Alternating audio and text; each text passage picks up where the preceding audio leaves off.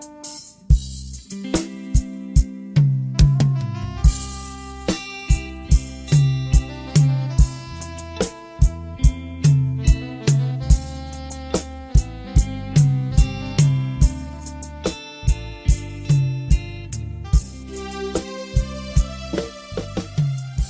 មស្វាគមន៍និងសូមជម្រាបសួរដល់បងប្អូនសាជាថ្មីម្ដងទៀតផងដែរដែលចូលមកទស្សនាវីដេអូនៅក្នុង Channel YouTube ខ្ញុំបាទវិជ្ជរិនទាំងអស់គ្នាជាទីមេត្រី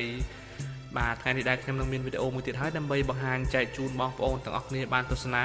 អំពីទស្សនវិជ្ជានៅប្រទេសកម្ពុជាយើងនាពេលបច្ចុប្បន្នទីតាំងដែលខ្ញុំកំពុងតែបង្ហាញបាទគឺស្ថិតនៅ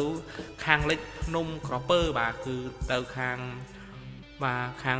ឃុំតាក្រៀមបងប្អូនខាងភ្នំតាក្រៀមភ្នំអីហ្នឹងនៅខាងភូមិប៉ោយស្វាយបាទស្ថិតនៅក្នុងបាទឃុំតាក្រៀមស្រុកបាណន់ខេត្តបាត់ដំបងខ្ញុំបង្ហាញអំពីទស្សនវិជ្ជាបងប្អូននេះខ្ញុំជាទៅហើយចាប់ពីភ្នំបាទក្រពើទៅបាទដើម្បីបង្ហាញអំពីទស្សនវិជ្ជានៅទីតាំងនេះចែកជូនបងប្អូនទាំងអស់គ្នាបានទស្សនាអំពីទស្សនវិជ្ជានៅទីតាំងនេះ